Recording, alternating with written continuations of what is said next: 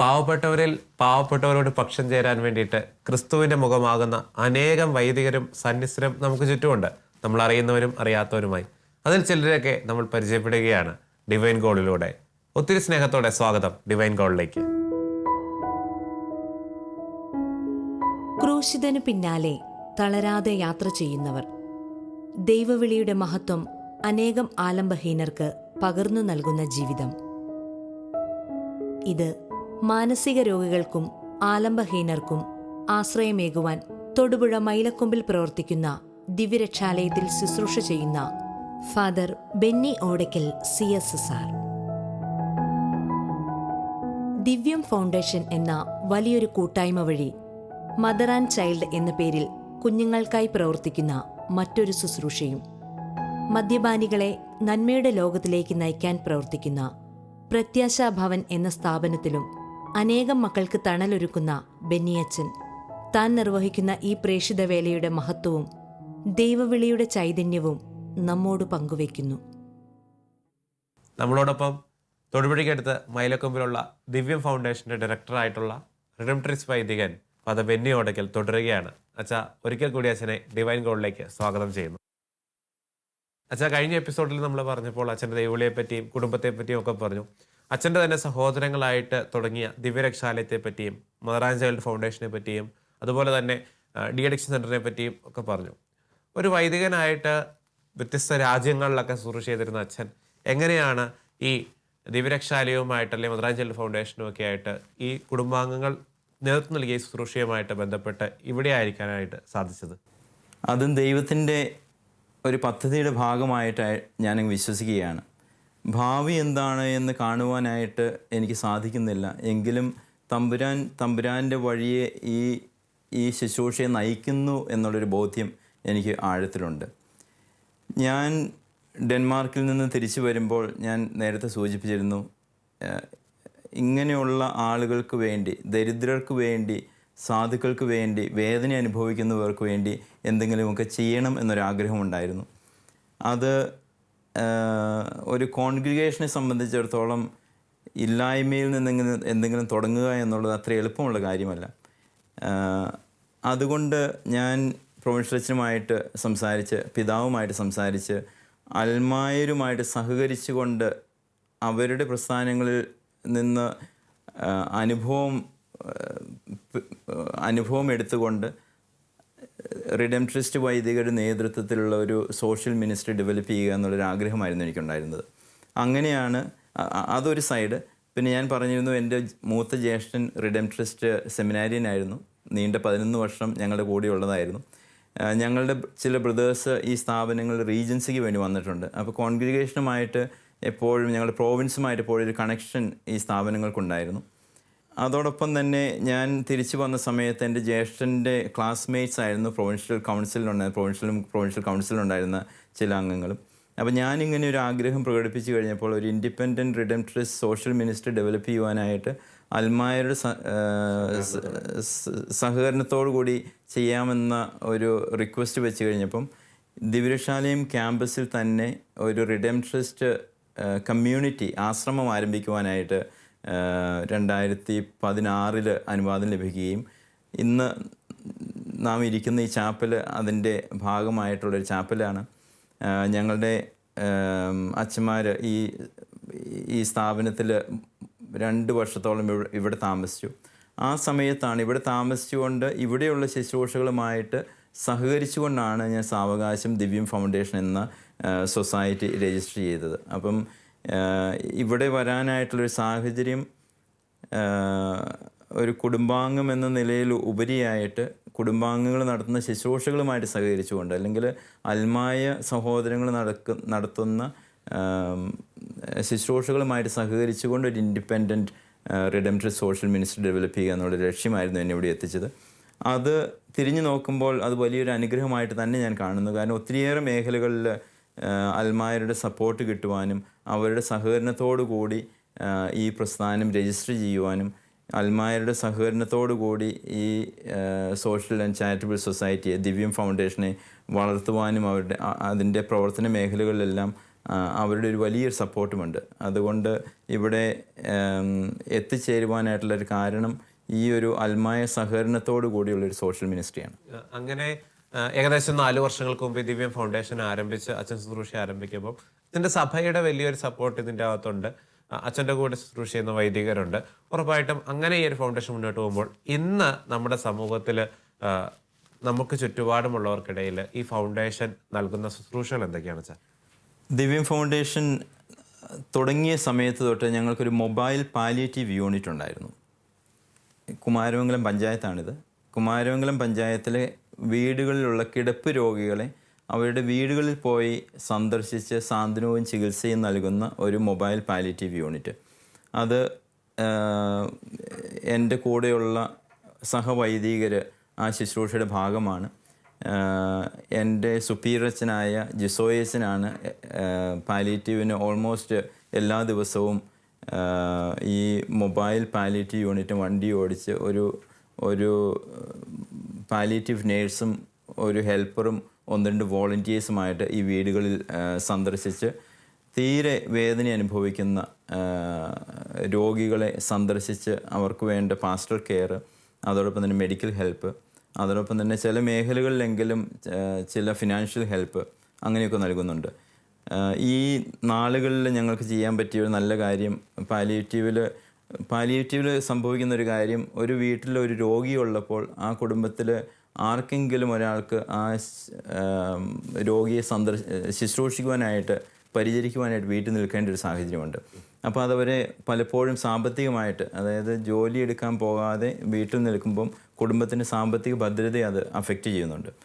അതിന് ഞങ്ങൾ ചെയ്തത് വേറെയൊരു സൊസൈറ്റിയുടെ ഫിനാൻഷ്യൽ സപ്പോർട്ടോടുകൂടി, ചിറ്റലപ്പള്ളി ഫൗണ്ടേഷൻ്റെ ഫിനാൻഷ്യൽ സപ്പോർട്ടോടുകൂടി 30 കുടുംബങ്ങൾക്ക് ഒരു 30,000 രൂപ വെച്ച് ഒരു ചെറുകിട വ്യവസായം തുടങ്ങുവാനായിട്ട്, കൂടുതലും ചെറിയ കോഴി വളർത്തൽ അല്ലെങ്കിൽ അവർക്ക് വീട്ടിലിരുന്ന് ചെയ്യാവുന്ന ചില ചെറിയ കാര്യങ്ങൾ ചെയ്യുവാനായിട്ട് ഉള്ളൊരു സാമ്പത്തിക സഹായം ചെയ്യുവാനായിട്ട് സാധിച്ചു. അത് ദിവ്യം ഫൗണ്ടേഷൻ്റെ പ്രധാനപ്പെട്ട ഒരു പ്രവർത്തനങ്ങളിൽ ഒന്നാണ്. അതോടൊപ്പം തന്നെ ഈ 3 സ്ഥാപനങ്ങളുടെയും റീഹാബിലിറ്റേഷനിൽ സഹായിക്കുക എന്നുള്ളതും ഒരു പ്രധാനപ്പെട്ട ഒരു ദൗത്യങ്ങളൊന്നായിട്ട് ഈ ദിവസങ്ങൾ കാണുന്നുണ്ട്. പ്രത്യേകിച്ച് ദിവ്യശാലയത്തിലെ മാനസിക രോഗികൾ, അവർക്ക് വേണ്ട, ഞാൻ വ്യക്തിപരമായിട്ട് ചിന്തിക്കുന്നത്, ഒന്ന്, നമ്മൾ ആദ്യമേ പറഞ്ഞതുപോലെ ഇവരൊക്കെ ഇവരുടെ വീടുകളിൽ സംരക്ഷിക്കപ്പെടേണ്ട വ്യക്തികളാണ്. ഏതൊക്കെയോ സാഹചര്യത്തിൽ അവർ വീട്ടുകാരാൽ ഉപേക്ഷിക്കപ്പെട്ട്, സമൂഹത്താൽ ഉപേക്ഷിക്കപ്പെട്ട് ഇവിടെ വന്നു. ഇവിടെ 2 രീതിയിൽ കാണാം. നമുക്കതിനെ ഒരു ചാരിറ്റബിൾ അപ്രോച്ചായിട്ട് വേണം കാണാം. അവർ തെരുവിൽ ജീവിച്ചു, അവരിവിടെ കൊണ്ടുവന്നു, അവർക്ക് വേണ്ട ആഹാരം, വസ്ത്രം, പാർപ്പിടം ഇവ നൽകുന്നു, അവരിവിടെ ജീവിക്കുന്നു, മരിക്കുന്നു. അതൊരു സിമ്പിൾ അപ്രോച്ചാണ്, ഒരു ചാരിറ്റി അപ്രോച്ചാണ്. പക്ഷേ അതിലുപരിയായിട്ട് ഇവിടെ വരുന്ന ഓരോ വ്യക്തികളും അവർ നമ്മളെപ്പോലെ തന്നെ മനുഷ്യരാണ്. ഏതൊക്കെയോ കാരണങ്ങൾ കൊണ്ട് അവർ രോഗികളായി. പക്ഷേ ആ രോഗാവസ്ഥയിലും അവർക്ക് അവരുടേതായ ആഗ്രഹങ്ങളും സ്വപ്നങ്ങളുമുണ്ട്. അവരുടെ കഴിവുകളും അവരുടെ സമയവും ഏറ്റവും ക്രിയാത്മകമായിട്ട് ഉപയോഗിച്ചുകൊണ്ട് എങ്ങനെയാണ് ഈ വ്യക്തികളാക്കി മാറ്റുന്നത്, മനുഷ്യരാക്കി മാറ്റുന്നത്, അതിനുവേണ്ടി കുറച്ച് ഓക്യുപ്പേഷണൽ റീഹാബിലിറ്റേഷൻ ആക്ടിവിറ്റീസ് ദിവ്യശാലയത്തിൽ ചെയ്യുന്നുണ്ട്. അതിന് ദിവ്യം ഫൗണ്ടേഷൻ വലിയൊരു കോൺട്രിബ്യൂഷനും നടത്തുന്നുണ്ട്. അപ്പോൾ ദിവ്യം ഫൗണ്ടേഷൻ ഇപ്പോൾ ഇൻവോൾവ് ആയിരിക്കുന്ന 2 പ്രധാന മേഖലകൾ, ഒന്ന് ഒരു മൊബൈൽ പാലിയേറ്റീവ് യൂണിറ്റും, 2 ഇവിടെയുള്ള പേഷ്യൻസിൻ്റെ, അത് മദ്യപാനികളായിക്കൊള്ളട്ടെ, മാനസിക രോഗികളായിക്കൊള്ളട്ടെ, അനാഥരായ അല്ലെങ്കിൽ സമൂഹത്താൽ ഉപേക്ഷിക്കപ്പെട്ട അമ്മമാരായിക്കൊള്ളട്ടെ, അവർക്ക് ഒരു സ്വയം തൊഴിൽ കണ്ടെത്തുവാനായിട്ടുള്ള ഒരവസരം ദിവ്യം ഫൗണ്ടേഷൻ്റെ പല ഓക്യുപ്പേഷണൽ റീഹാബിലിറ്റേഷൻ മേഖലകളിലൂടെ നടക്കുന്നുണ്ട്.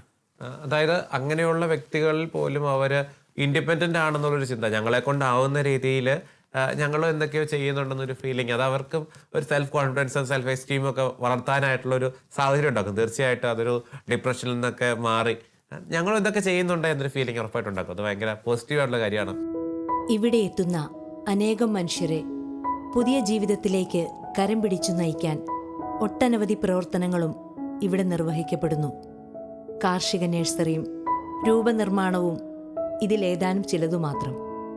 ഇതുവഴി കൂടുതൽ ക്രിയാത്മകമായി ഇവരെ ഉയർത്തുവാനും ജീവിതത്തിന് കൂടുതൽ ഭംഗി നൽകുവാനും ഇവർക്കു കഴിയുന്നു. അനേകം മക്കൾ ഇത്തരം പ്രവർത്തനങ്ങളിൽ വ്യാപൃതരായി കൂടുതൽ കാര്യക്ഷമത ഉള്ളവരായി ഇവിടെ മാറുന്നു.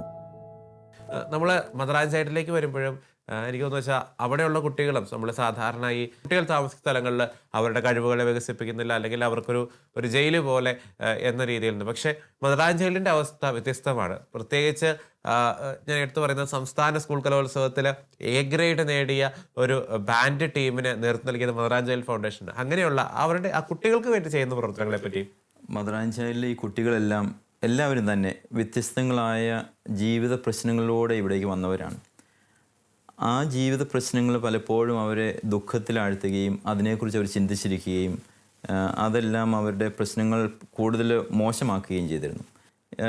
ഈ കുട്ടികളെ അവരുടെ ഫോക്കസ് മാറ്റിക്കൊണ്ട് അവരുടെ സ്വതസിദ്ധമായ കഴിവിനെ വികസിപ്പിച്ചുകൂടാ. അങ്ങനെ ഒരു പെട്ടെന്ന് ഒത്തിരി ചിന്തിച്ചൊന്നുമല്ല, പെട്ടെന്ന് എടുത്തൊരു തീരുമാനം, എന്തുകൊണ്ട് മ്യൂസിക്കിൽ ഫോക്കസ് ചെയ്തുകൂടാ. ജോഷി 11 വർഷം സെമിനാരി ഫോർമേഷൻ ഉള്ളതാണ്, സെമിനാരി ഡിസിപ്ലിനും. പിന്നെ ജോഷി നല്ലൊരു ഗായകനാണ്, എഴുത്തുകാരനാണ്. അങ്ങനെ ഒത്തിരി മൾട്ടി ടാലൻറ്റഡ് ആയതുകൊണ്ട് ഈ കുട്ടികളുടെ ഫോക്കസ് അവരുടെ പ്രശ്നങ്ങളിൽ നിന്നും അവരുടെ കഴിവുകളിലേക്ക് മാറ്റാമെന്ന് ചിന്തിച്ചുകൊണ്ട് മ്യൂസിക്കിൽ ഫോക്കസ് ചെയ്തു. കെവിൻ പറഞ്ഞതുപോലെ ഏകദേശം 20-ലധികം കുട്ടികൾക്ക് സ്റ്റേറ്റ് ലെവലിൽ എ ഗ്രേഡ് കിട്ടിയ കുട്ടികൾ നമ്മുടെ സ്ഥാപനത്തിനുണ്ട്. ഇന്ന് കോവിഡ് കാരണം കുറച്ച് പ്രതിസന്ധികളുണ്ട്, എങ്കിലും കോവിഡിന് മുൻപ് ഏകദേശം 60 കുട്ടികളുടെ 2 ബാച്ചായിട്ടുള്ള 30-60 കുട്ടികളുടെ ഒരു ബാൻഡ് ഉണ്ടായിരുന്നു. അവരൊരു ഓർക്കസ്ട്രയുണ്ട്, സ്റ്റേജ് പെർഫോമൻസ്, ഒരു സ്റ്റേജ് ഷോ അവർ നടത്താറുണ്ട്. 2-3 മണിക്കൂറോളം ഒരു മെഗാ ഷോ നടത്താറുണ്ട്. ചെറുതും വലുതുമായ വലിയ വേദികളിൽ ഈ കുട്ടികളുടെ കഴിവുകൾ, മ്യൂസിക്കൽ ടാലൻറ്റ്, ആക്ടിങ് ടാലൻറ്റ്, വ്യത്യസ്തങ്ങളായ ടാലൻറ്റ് പ്രകടിപ്പിക്കുവാനായിട്ട് സാധിച്ചിട്ടുണ്ട്.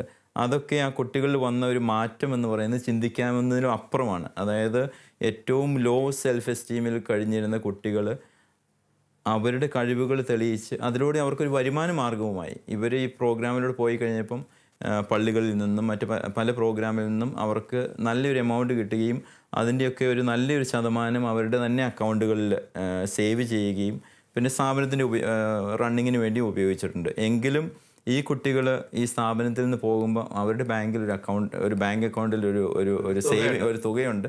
അത് അവരുടെ എഡ്യൂക്കേഷനും ഫ്യൂച്ചർ കാര്യങ്ങൾക്കൊക്കെ ഉപയോഗിക്കാനും പറ്റും. പക്ഷേ ഈ ഒരു എമൗണ്ടിനേക്കാളും ഉപരിയായിട്ട് അവരുടെ സെൽഫ് കോൺഫിഡൻസ് വളർത്തുകയും അവരുടെ പ്രശ്നങ്ങളിൽ നിന്ന് മ്യൂസിക്കിലൂടെ ഒരു തെറപ്യൂട്ടിക് മ്യൂസിക് എന്ന് വേണമെങ്കിൽ പറയാം, ഒരു തെറപ്യൂട്ടിക് മ്യൂസിക്കിലൂടെ അവരുടെ ജീവിതത്തിൽ വലിയ മാറ്റം ഉണ്ടാവുകയും ചെയ്തു. അവരുടെ സെൽഫ് കോൺഫിഡൻസ് വളർന്നു, അവരുടെ സെൽഫ് എസ്റ്റീം വളർന്നു. ഞാൻ എല്ലാവരും ഉപേക്ഷിക്കപ്പെട്ട വ്യക്തിയല്ല, എനിക്ക് സമൂഹത്തിൽ അംഗീകാരം ലഭിക്കുന്നുണ്ട് എന്നുള്ള വലിയൊരു ഉൾക്കാഴ്ച അവർക്ക് ലഭിക്കുവാനായിട്ട് ഇതിലൂടെ സാധിച്ചിട്ടുണ്ട്. എനിക്ക് തോന്നുന്നു വെച്ചാൽ സാധാരണ ഒരു കുടുംബത്തിൽ വളരുന്ന ഒരു കുട്ടിക്ക് കിട്ടുന്നതിനേക്കാളും എക്സ്പോഷർ കിട്ടി പല മേഖലകളിൽ കുട്ടികൾ വളർന്നു വരികയാണ്. പക്ഷേ ഇവർക്ക് മദർ ആൻഡ് ചൈൽഡ് ഫൗണ്ടേഷനിലായിരിക്കാനുള്ള ഒരു പ്രായമുണ്ട്. അതിനപ്പുറം അവർ മറ്റു പല സ്ഥലങ്ങളിലേക്കും പോകുന്നുണ്ട്. അവരുടെ ഒരു ഫ്യൂച്ചറൊക്കെ എങ്ങനെയാണ് നമ്മൾ ഡെവലപ്പ് ചെയ്യുന്നത്? മദർ ആൻഡ് ചൈൽഡ് വരുന്ന ഓരോ കുട്ടിക്കും അവരുടെ കഴിവിനനുസരിച്ച് വളരുവാനും അവരുടെ കഴിവുകൾ തെളിയിക്കുവാനും ഉള്ള അവസരങ്ങൾ ലഭിക്കാറുണ്ട്. പഠിക്കാൻ കഴിവുള്ള കുട്ടികളെ എത്രമാത്രം പഠിപ്പിക്കാൻ പറ്റുമോ ആ ലെവലിൽ മുഴുവൻ പഠിപ്പിക്കുവാനായിട്ടുള്ള ഒരു അവസരം മദർ ആൻഡ് ചൈൽഡ് ഒരുക്കാറുണ്ട്. ഏകദേശം 50ഓളം കുട്ടികൾ മദർ ആൻഡ് ചൈൽഡിൽ നിന്ന് ഡിഗ്രി PG കഴിഞ്ഞ് ജോലി ചെയ്യുന്ന കുട്ടികളുണ്ട്. ഏകദേശം 50ഓളം കുട്ടികൾ നേഴ്സിംഗ് കഴിഞ്ഞ് സ്വദേശത്തും വിദേശത്തും ജോലി ചെയ്യുന്ന കുട്ടികളുണ്ട്. 50-ലധികം കുട്ടികൾ മദർ ആൻഡ് ചൈൽഡിൽ നിന്ന് വിവാഹം കഴിഞ്ഞ് ഒരു കുടുംബജീവിതം നയിക്കുന്ന കുട്ടികളുണ്ട്. അപ്പം ഒരു ഗവൺമെൻറ് നിയമം അനുസരിച്ച് 18 വയസ്സ് വരെയാണ് മദർ ആൻഡ് ചൈൽഡിലെ കുട്ടികൾ വളരേണ്ടത്, മൈനറായിരിക്കുന്ന സമയത്ത്. പക്ഷേ നമ്മുടെ നാടിൻ്റെ കൾച്ചർ അനുസരിച്ച് അവർക്ക് കൊടുക്കാവുന്ന പരിഗണനയും അവസരങ്ങളും മുഴുവൻ നൽകിക്കൊണ്ട് അവരെ ഇൻഡിപെൻഡൻ്റ് ആക്കുന്ന അല്ലെങ്കിൽ സുരക്ഷിതമായൊരു കരങ്ങളിലേക്ക് ഏൽപ്പിച്ചു കൊടുക്കുന്ന അവസരം വരെ പഠിപ്പിക്കുവാനും വളർത്തുവാനും വിവാഹ ജീവിതത്തിലൂടെയും ജോലിയിലൂടെയും അവരെ സുരക്ഷിതരാക്കുന്ന ഒരു സാഹചര്യം മദർ ആൻഡ് ചൈൽഡിലൂടെ വളർത്തി. ശരിക്കും പറഞ്ഞാൽ ഒരു അപ്പനും അമ്മയും എങ്ങനെയാണോ മക്കളെ വളർത്തി അവരെ ഒന്ന് ഒരു ഭംഗിയുള്ള ഒരു ജീവിതാവസ്ഥയിലേക്ക് എത്തിക്കുന്നത്. അതുപോലെ തന്നെ മദർ ആൻഡ് ചൈൽഡ് ആ ഒരു മേഖലയിലെ ശുശ്രൂഷകളൊക്കെ ഏറ്റെടുത്തിരിക്കുകയാണ്. ദിവ്യം ഫൗണ്ടേഷന്റെ ഏറ്റവും ഉദാത്തമായ ഒരു ശുശ്രൂഷയാണ് മദർ ആൻഡ് ചൈൽഡ് ഫൗണ്ടേഷൻ. സമൂഹത്തിലെ വിവിധ കോണുകളിൽ നിന്നും വിവിധ കാരണങ്ങൾ കൊണ്ട് ഇവിടെ എത്തിച്ചേരുന്ന കുഞ്ഞുങ്ങളെ വളർത്തി വലുതാക്കി ഭംഗിയുള്ള ജീവിതത്തിലേക്ക് കരം നൽകി ഇവർ നയിക്കുന്നു. അനേകം കുഞ്ഞുങ്ങൾക്ക് ആശ്രയമായി ഈ ശുശ്രൂഷ ഇതിനോടകം മാറിയിരിക്കുന്നു. നമ്മൾ ദിവ്യരക്ഷാലയത്തിലേക്ക് വരുമ്പോഴേക്കും അച്ഛൻ തന്നെ പറഞ്ഞു, ഏകദേശം 200-ലധികം ഇൻമേറ്റ്സ് ഉള്ള ഒരു സ്ഥലമാണ് ദിവ്യരക്ഷാലയം. ഈ ഒരു ശുശ്രൂഷ മേഖലകളുടെ എല്ലാം തുടക്കം, ഇതിൻ്റെ എല്ലാം ഒരു ആദ്യ തുടക്കം ദിവ്യരക്ഷാലയത്തിലാണ്. ഇപ്പോഴുള്ള ദിവ്യരക്ഷാലയത്തിൻ്റെ പ്രവർത്തനങ്ങളും അവിടുത്തെ മറ്റ് ശുശ്രൂഷ മേഖലകളും ഒക്കെ എങ്ങനെയാണ് അച്ഛാ? ഞാൻ ആദ്യമേ സൂചിപ്പിച്ചിരുന്നു, ഈ ബേസിക് ഫെസിലിറ്റീസ്, ആഹാരം, വസ്ത്രം, പാർപ്പിടം, ആ ഒരു തലത്തിൻ്റെ അപ്പുറമുള്ളൊരു തലത്തിലേക്ക് സ്ഥാപനത്തെയും വ്യക്തികളെയും വളർത്താൻ പറ്റുമോ എന്നുള്ളൊരു ലക്ഷ്യത്തിലാണ് റീഹാബിലിറ്റേഷൻ ആക്ടിവിറ്റീസിൽ ഞാൻ ഇൻവോൾവ് ആയിരിക്കുന്നത്. ഇവരിൽ വന്ന മാറ്റം ശരിക്കും, ഇവിടെ പല റീഹാബിലിറ്റേഷൻ ആക്ടിവിറ്റീസ് ഉണ്ട്.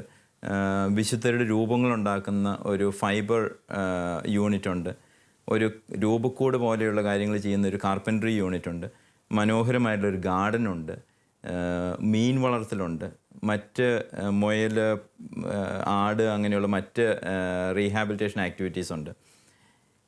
ഇതിലൂടെയൊക്കെ ഞാൻ കാണുന്നത് ഈ രോഗികളിൽ വലിയൊരു മാറ്റമാണ്. ഞാൻ വന്ന സമയത്ത് ഞാൻ ആഗ്രഹിച്ചതും ചെയ്തതും കുറച്ച് പേഷ്യൻസിനെ പുറത്തിറക്കി പ്രകൃതിയുമായിട്ട് ബന്ധപ്പെട്ട കുറച്ച് കാര്യങ്ങൾ, ഒരു ഓർഗാനിക് വെജിറ്റബിൾ ഗാർഡൻ എന്ന് തുടങ്ങി. അന്നൊരു 30ഓളം പേഷ്യൻസ് പുറത്തിറങ്ങി ഈ കൃഷിയിൽ ഇൻവോൾവ് ആയി കഴിഞ്ഞപ്പം അവരിൽ വന്നൊരു ഫിസിക്കൽ ആൻഡ് മെൻ്റൽ ചേഞ്ച് എന്ന് പറഞ്ഞ വലിയൊരു മാറ്റമായിരുന്നു. അവരുടെ മരുന്നിൻ്റെ അളവ് കുറയ്ക്കുവാനായിട്ട് സാധിച്ചു. അവരുടെ മനസ്സിൻ്റെയും ശരീരത്തിൻ്റെയും ആരോഗ്യം വളരെയേറെ വർദ്ധിച്ചു. അപ്പം വീണ്ടും ആദ്യമേ നമ്മൾ സൂചിപ്പിച്ചതാണ് ഇവരുടെ ഒരു സെൽഫ് കോൺഫിഡൻസ്. എന്നോട് പലപ്പോഴും പറഞ്ഞിട്ടുണ്ട്, പോക്കറ്റിലൊരു 10 രൂപയിട്ട് വീട്ടിൽ പോകാൻ എനിക്ക് ഒത്തിരി ആഗ്രഹമുണ്ടെന്ന്. ആ 10 രൂപയുമായിട്ട് വീട്ടിൽ ചെന്നാൽ അവൻ്റെ ഒരു സ്റ്റേറ്റസ് വേറെയാണ്. അപ്പം അതൊക്കെ അവർ കൊച്ചു കൊച്ചു കാര്യങ്ങളാണ്. പക്ഷേ എങ്കിലും അതിനൊക്കെ അവരുടെ ആ സെൽഫ് കോൺഫിഡൻസിൽ വരുന്ന മാറ്റമെന്ന് പറയുന്നത് വലുത് തന്നെയാണ്. അപ്പോൾ ദിവ്യരക്ഷാലയത്തിൽ ദിവ്യം ഫൗണ്ടേഷൻ ഇൻവോൾവ്മെൻറ്റ് കൂടുതലും അവരുടെ റീഹാബിലിറ്റേഷനുമായിട്ട് ബന്ധപ്പെടുത്തിക്കൊണ്ട് അവരുടെ മെൻ്റൽ ആൻഡ് ഫിസിക്കൽ ഹെൽത്തിൽ മാറ്റം വരുത്തുക, അതോടൊപ്പം തന്നെ അവരുടെ സെൽഫ് എസ്റ്റീമും സെൽഫ് റെസ്പെക്റ്റും വളർത്തുക എന്നുള്ള മേഖലയിൽ പ്രവർത്തിക്കുന്നുണ്ട്. അതോടൊപ്പം തന്നെ ഒരു കാര്യം കൂടി, ഇതിലൂടെ ഒരു ഫിനാൻഷ്യൽ സ്റ്റെബിലിറ്റി വ്യക്തികൾക്കും സ്ഥാപനത്തിനും വരുത്താൻ പറ്റുമോ എന്നുള്ള ഒരു എക്സ്പെരിമെൻറ്റും ഈ കൂടെ നടക്കുന്നുണ്ട്. തീർച്ചയായിട്ടും നമ്മൾ ഈ റീഹാബിലിറ്റേഷൻ എന്ന വാക്ക് പറയുമ്പോഴാണ് ഇത് ശരിക്കും ഒരു മാനസിക രോഗികളായുള്ള അല്ലെങ്കിൽ മെൻ്റലി സ്റ്റേബിൾ അല്ലാത്ത ആൾക്കാർക്ക് വേണ്ടിയുള്ള എന്തോന്ന് തോന്നുന്നത്. അല്ലാന്നുണ്ടെങ്കിൽ കുറേ പേര് താമസിക്കുന്ന ഒരു വീട്ടിൽ അവരുടെ ദൈനംദിന ചെലവുകൾക്ക് വേണ്ടിയിട്ട് അവരായിട്ട് കുറേ അധികം കാര്യങ്ങൾ ചെയ്യുന്നു എന്ന് മാത്രമേ ഉള്ളൂ. ശരിക്കും പറഞ്ഞാൽ ഇവരെ സംബന്ധിച്ച് അത് മാത്രമേ ഉള്ളൂ. അല്ലാതെ നമ്മൾ പുറമേ നോക്കുന്നവർക്കാണ് ഇതവിടെ റീഹാബിലിറ്റേഷനൊക്കെ ആയി മാറുന്നത്. ശരിക്കും ഇവിടെ ഒരു ഫാമിലി അറ്റ്മോസ്ഫിയർ, അവിടെ കുടുംബാംഗങ്ങൾ ഒരുമിച്ച് പല പല വഴികൾ, അച്ഛൻ പറഞ്ഞൊരു കാർപ്പൻട്രിയിലും ഈ പറഞ്ഞ രൂപങ്ങൾ ഉണ്ടാക്കുന്നതിലും ഓർഗാനിക് ഫാമിങ്ങിലും ഒക്കെ ഏർപ്പെടുന്നു. അങ്ങനെ ഒരു ഫ്രണ്ട്ലി അറ്റ്മോസ്ഫിയർ ദിവ്യരക്ഷാലയം മുന്നോട്ട് പോകുമ്പോൾ, നമ്മൾ മദർ ആൻഡ് ചൈൽഡിൻ്റെ കാര്യം പറഞ്ഞു, ദിവ്യരക്ഷാലയത്തിൻ്റെ കാര്യം പറഞ്ഞു, ഈ പറയുന്ന ഡി അഡിക്ഷൻ സെൻ്ററും കൂടെയുണ്ട് നമ്മളോടൊപ്പം. അവിടെ ഒരുപാട് പേർക്ക്, ഒരുപാട് കുടുംബങ്ങൾക്ക് ആശ്രയമായി ശുശ്രൂഷകൾ നടക്കുന്നുണ്ട്. ആ ഒരു മേഖലയിൽ കൂടി മദ്യപാനം ഇന്ന് ഒത്തിരിയേറെ കുടുംബങ്ങളെ തകർക്കുന്ന ഒരു കാലഘട്ടത്തിലാണ് നാം ജീവിക്കുന്നത്. അവിടെ വരുന്ന ഓരോ വ്യക്തികളുടെയും കഥകൾ കേട്ടാൽ എന്തൊക്കെയോ കാരണങ്ങൾ അവർ അഡിക്റ്റ് ആകുന്നു.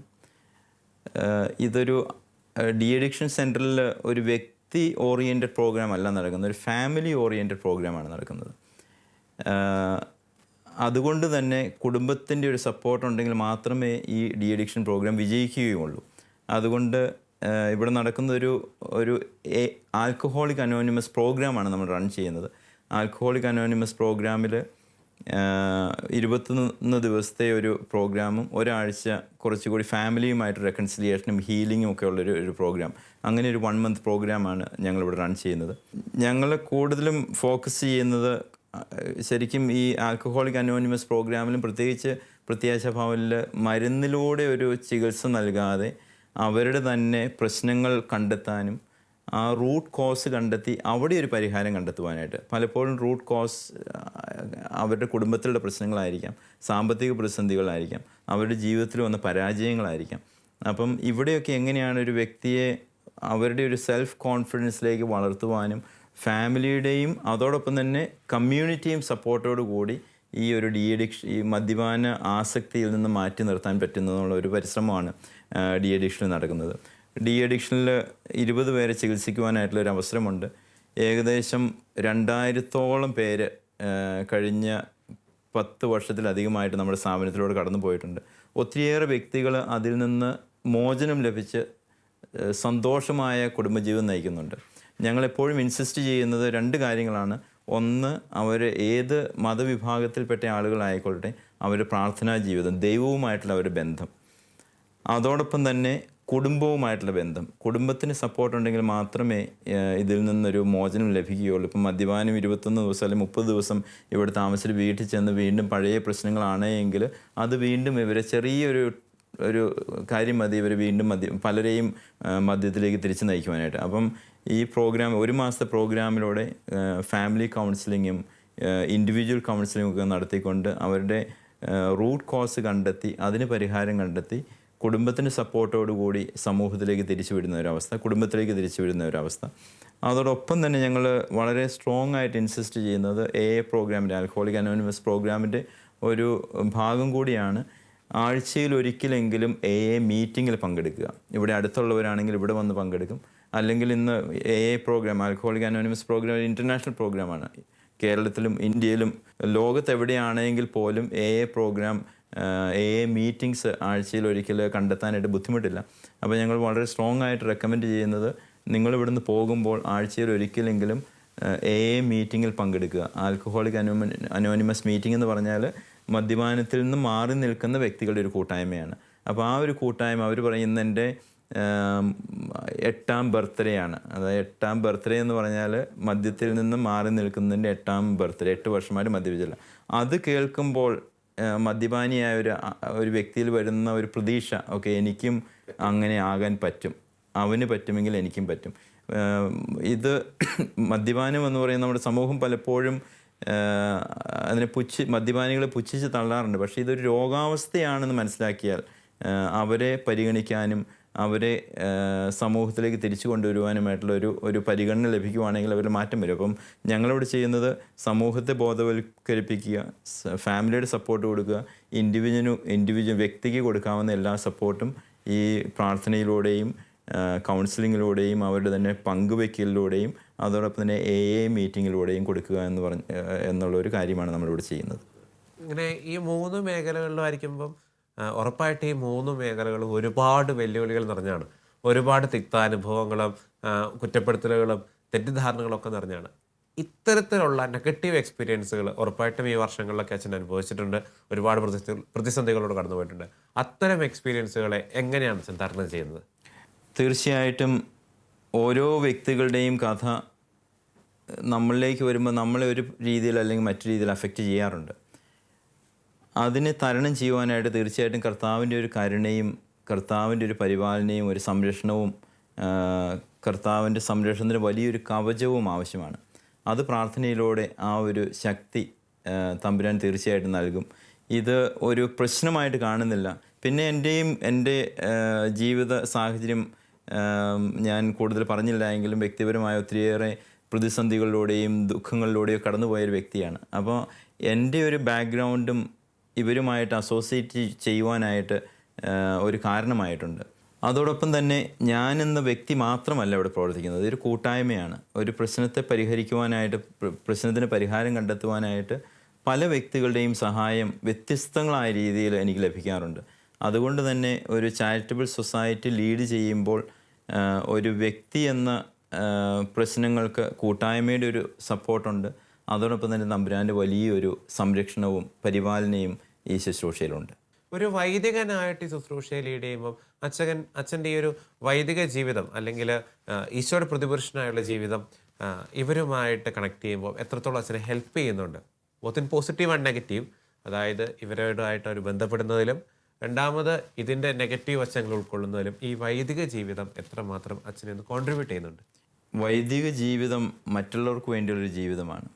മറ്റുള്ളവർക്ക് വേണ്ടി മുറിയപ്പെടേണ്ട ജീവിതമാണ്. അപ്പോൾ ഈ മുറിയപ്പെട്ടവൻ്റെ മുറിവിനോട് നമ്മൾ തന്നെ താതാത്മ്യം പ്രാപിക്കുമ്പം ഈശോയുടെ മുറിവിനോട് ഈ വേദനകളെല്ലാം കൂട്ടി ഇണക്കുമ്പോൾ ഈശോയുടെ ഒരു സൗഖ്യം ഇവിടെയൊക്കെ സംഭവിക്കാറുണ്ട്. ഒരു മുറിയപ്പെട്ടവൻ്റെ വേദന അനുഭവിക്കാൻ പറ്റുള്ളൂ, അവനെ ആശ്വസിപ്പിക്കാൻ പറ്റുള്ളൂ എന്നുള്ളത് ഒരു സത്യം തന്നെയാണ്. തമ്പുരാൻ്റെ മുറിവാണ് നമുക്കൊക്കെ സൗഖ്യം നൽകുന്നത്. നമ്മുടെയൊക്കെ ജീവിതത്തിൽ, എൻ്റെ ജീവിതത്തിലൂടെ ഞാൻ കടന്നുപോയ പ്രതിസന്ധികളും വേദനകളും മുറിവുകളും ഒക്കെ ഈ മുറിയപ്പെട്ടവർക്ക് ആശ്വാസം നൽകുവാനും അവരുടെ മുറിവുകൾ എനിക്ക് ആശ്വാസം നൽകുവാനും അങ്ങനെ അങ്ങോട്ടും ഇങ്ങോട്ടും കൊടുത്ത് ഗിവ് ആൻഡ് ടേക്ക് എന്ന രീതിയിൽ ഒരു സൗഖ്യവും സാന്ത്വനവും അവർക്ക് നൽകുവാനും അവർക്ക് എനിക്ക് നൽകുവാനും സാധിക്കുന്നുണ്ട്. അങ്ങനെ അച്ഛൻ പറഞ്ഞൊരു വാക്യം റെലവൻ്റ് ആണ്. അതായത് മുറിയപ്പെട്ട ഒരാൾക്ക് മുറിയപ്പെട്ടവൻ്റെ വേദനയും അതിൻ്റെ ആഴവും ഒക്കെ തിരിച്ചറിയാൻ സാധിക്കുകയുള്ളൂ. അതിന് തീർച്ചയായിട്ടും അച്ഛനെ സഹായിക്കുന്നത് അച്ഛൻ്റെ വൈദിക ജീവിതം തന്നെയാണ്. തീർച്ചയായിട്ടും അച്ഛാ, നമ്മൾ ആഗ്രഹിക്കുന്നതും പ്രാർത്ഥിക്കുന്നതും സമൂഹം മാറേണ്ടതും ഇത്തരത്തിലുള്ള സ്ഥാപനങ്ങൾ ഇല്ലാതാവുകയും കുടുംബങ്ങളിൽ ഇവർക്കൊക്കെ സുരക്ഷിതമായ സ്ഥലം ഉണ്ടാവുകയും ചെയ്യുന്നിടത്താണ്. അച്ഛാ, കുടുംബത്തോടും സഭയോടും ഒക്കെ സഹകരിച്ച് വലിയൊരു ശുശ്രൂഷ മേഖലയിൽ വളരെയധികം എളിമയോടെ അനേകർക്ക് അത്താണിയായിട്ട് അച്ഛൻ മുന്നോട്ട് നീങ്ങുകയാണ്. ഈ ഒരു മേഖലയിലായിരിക്കുമ്പോൾ എത്രമാത്രം ഒരു വൈദികൻ എന്ന നിലയിൽ അച്ഛൻ സാറ്റിസ്ഫൈഡ് ആണ്? എത്രമാത്രം ഒരു ആനന്ദം അനുഭവിക്കുന്നുണ്ട് അച്ഛൻ? എൻ്റെ കോൾ വിതിൻ ദ കോൾ പ്രവൃത്തി തലത്തിൽ നിർവഹിക്കപ്പെടുവാൻ എനിക്ക് ലഭിച്ച അവസരം തീർച്ചയായിട്ടും എനിക്ക് ആഴത്തിലുള്ള സന്തോഷവും സംതൃപ്തിയും നൽകുന്നുണ്ട്. എൻ്റെ ദൈവവിളിക്കനുസരിച്ച് ജീവിക്കുവാനായിട്ട് ഇപ്പോൾ ഞാൻ ചെയ്യുന്ന അവസരങ്ങൾ ഒരുക്കുന്നതിൽ എനിക്ക് അതിയായ സന്തോഷമുണ്ട്. എൻ്റെ കുടുംബത്തിൻ്റെ നല്ല മാതൃകയും എൻ്റെ സഭയുടെ വലിയ സപ്പോർട്ടും സാധുക്കളോട് പക്ഷം ചേരുവാനായിട്ടുള്ള ഫ്രാൻസിസ് മാർപ്പാപ്പയുടെ ആഹ്വാനവും ഇന്നത്തെ എൻ്റെ ജീവിത സാഹചര്യത്തിൽ നിറവേറ്റുവാൻ സാധിക്കുന്നതിലും അതോടൊപ്പം തന്നെ ഒരു പൗരോഹിത്യ ജീവിതത്തിൽ എന്നെ തന്നെ ഇല്ലാതാക്കിക്കൊണ്ട് മറ്റുള്ളവരെ ഈ ക്രിസ്തുവിൻ്റെ മുറിവിനോട് ചേർത്തുകൊണ്ട് ആ മുറിവിൽ സൗഖ്യം നൽകിക്കൊണ്ട് അങ്ങനെ ക്രിസ്തുവിൻ്റെ മറ്റൊരു ക്രിസ്തുവായി മാറുന്നതിൽ എനിക്ക് അതിയായ സന്തോഷവും സംതൃപ്തിയുമുണ്ട്. ഉറപ്പായിട്ടും അച്ഛൻ പറഞ്ഞ് അവസാനിപ്പിക്കുന്നിടത്ത് തന്നെ മറ്റൊരു ക്രിസ്തു ആകാൻ വേണ്ടിയിട്ട് വിളിക്കപ്പെട്ടവരാണ് ഓരോ വൈദികനും, അല്ലെങ്കിൽ ഓരോ ക്രിസ്ത്യാനിയും മറ്റൊരു ക്രിസ്തുവാൻ വിളിക്കപ്പെട്ടവരാണ്. അച്ഛൻ്റെ വൈദിക ശുശ്രൂഷ മേഖലയിൽ നിന്ന് അച്ഛനത് വളരെ ഭംഗിയായി ചെയ്യുന്നു. നമ്മൾ വൈദികർക്കുള്ള പ്രാർത്ഥനയിൽ ഇങ്ങനെ പ്രാർത്ഥിക്കാറുണ്ട്: ആ മനോഹരമായ കാര്യത്തിൽ എല്ലാവർക്കും എല്ലാമായി തീരാനി വരെ ഒരുക്കണമേ, ശുശ്രൂഷയ്ക്കായി നീതിച്ച ജന്മം വെൺമുടി ചൂടട്ടെ എന്ന്. ഒരു കാര്യം ഉറപ്പാണ്, എത്രത്തോളം കാലം സഭയുണ്ടാകുമോ, എത്രത്തോളം കാലം വൈദികർ സന്യസ്തരം ഉണ്ടാകുമോ, അത്രത്തോളം കാലം ഇത്തരത്തിലുള്ളവരൊന്നും തെരുവുകളിൽ അലയപ്പെടുകയില്ല. അവർക്കെല്ലാവർക്കും ഒപ്പമാകുവാനായിട്ടൊരു വൈദികരും സന്യാസിനിയും ഉണ്ടാകും. അതുതന്നെയാണ് ഈ ജീവിതങ്ങളുടെയൊക്കെ ഭംഗി എന്ന് പറയുന്നത്. അച്ഛാ, ഒരുപാട് സ്നേഹവും നന്ദിയും. Thank you so much. Thank you കവി. വൈദികർ, ദൈവം വിളിച്ചു വേർതിരിച്ച ജീവിതങ്ങൾ, കർത്താവിൻ്റെ ജീവിതത്തെ പിൻചെന്ന് പ്രേക്ഷിതയാത്ര ചെയ്യുന്നവർ. വിളവുകളേറെ, വേലക്കാരോ ചുരുക്കം. വിളവിൻ്റെ നാഥൻ്റെ സ്വരം ഇതാ നമുക്ക് ചുറ്റും മുഴങ്ങുന്നു. വിളവിൻ്റെ നാഥൻ വിളിക്കുന്നു നിന്നെ, വലയെറിഞ്ഞണയുക നിങ്ങൾ. വിളവേറെയാണു കതിർ കൊയ്തെടുത്തിടാൻ വിശ്വസ്തരാവുക നിങ്ങൾ. തല ചായ്ക്കുവാനിടമില്ലാത്തവൻ ഞാൻ, തണലായി മാറുക നിങ്ങൾ. സുഖമേറെയേകില്ല ഈ വഴികളെങ്കിലും, ലഹരിയായി ഞാൻ നിന്നിലലിയും.